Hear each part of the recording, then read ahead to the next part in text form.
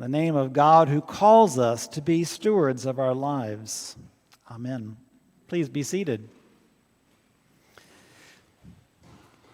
Our parable ends with this interpretation that you cannot serve two masters. You'll either love one and hate the other, or admire one and despise the other. And then, as if we were confused, Jesus makes the clear point: you cannot love God and wealth.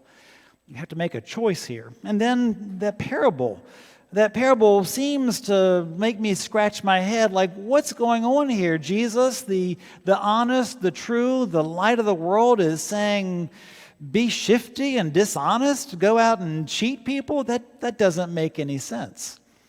When I read this parable, I think there are some teachings here that are helpful for us. Urgency, wisdom, and faithfulness is what I hear from this. Urgency. It is the manager who is called to action right away. And sometimes this is difficult for us to understand. I remember several years ago, this was before I got here, I think Reverend Haddix was the rector at the time, but there was an experiment on stewardship. It was based on a different parable, one from Matthew's gospel, where a master goes away and leaves some servants with some talents. And so what they did, and some of you who have been here long enough may remember this, what they did was they took a pot of money and gave it to 5 adults. It was either $250 or $500, and gave it to the adults. And they took the same amount and gave it to 5 kids.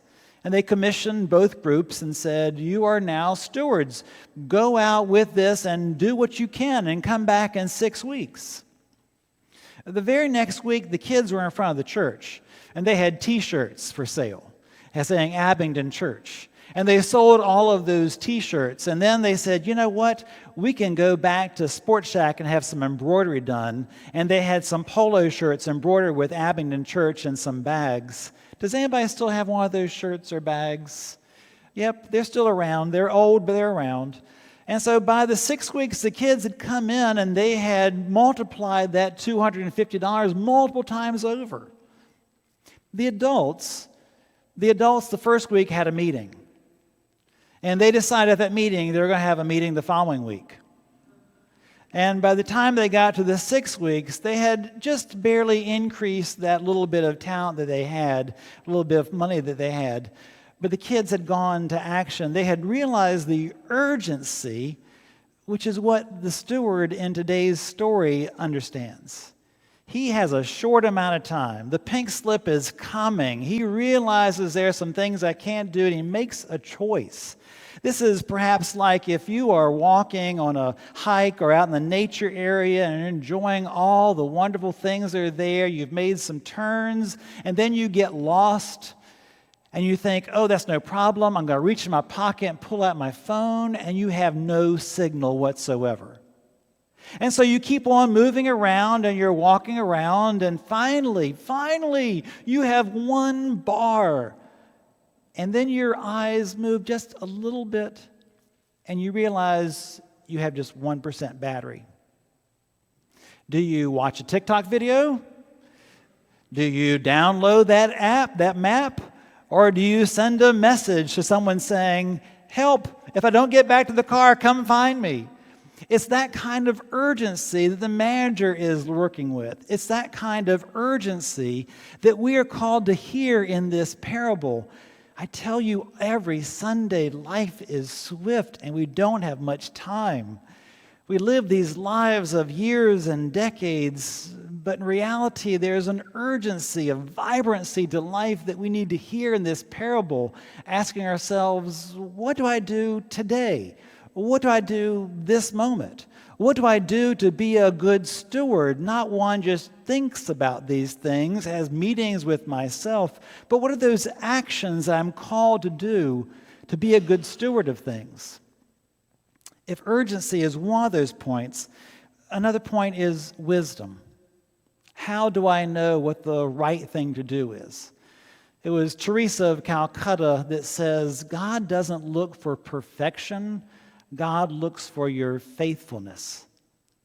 In other words, God is asking us that sometimes just to be crazy in following God's love. It means that when we're out in the street and someone says, "Can you spare $3 or $4?" that maybe we give it to them and maybe we don't. But the question isn't how they're going to spend the money. The question is, are you discerning? Are you acting in faith and wisdom? Are you looking at the world around you, at the whole situation, and then making a decision on that?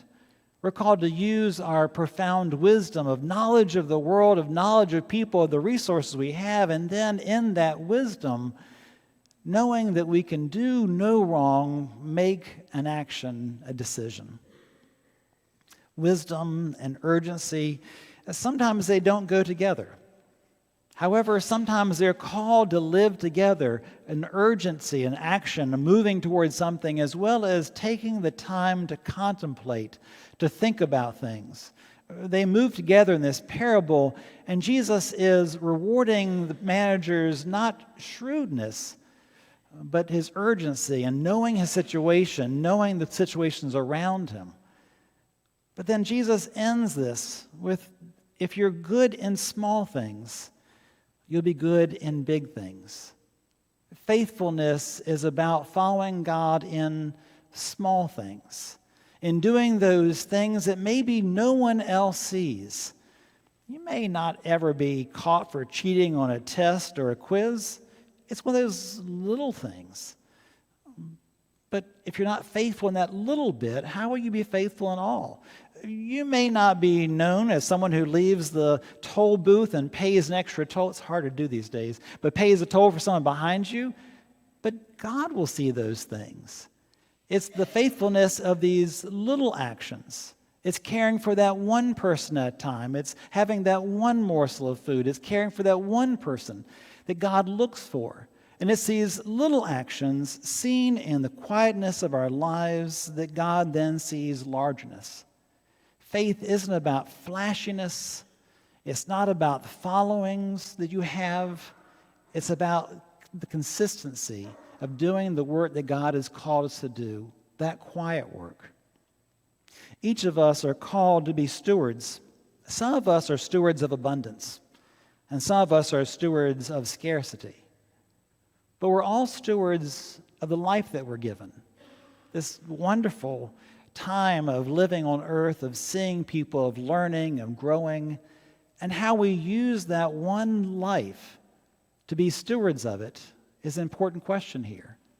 How are you using your one life to be a good steward, one that acts in urgency, one that acts with wisdom, and one that moves with the faithfulness of God? We're called to be stewards, not dishonest stewards, but ones that are called to action, to share God's goodness, God's love with the world, and we're called to show this about in small things. This week, my prayer for you is that you would do one small thing and do it well. Do one small thing. Write a note, meet a friend, do one study well, do one small thing well to be a good steward of that one thing. And then ask yourself, in what ways does this help me be a steward of the larger things that God has blessed into my life?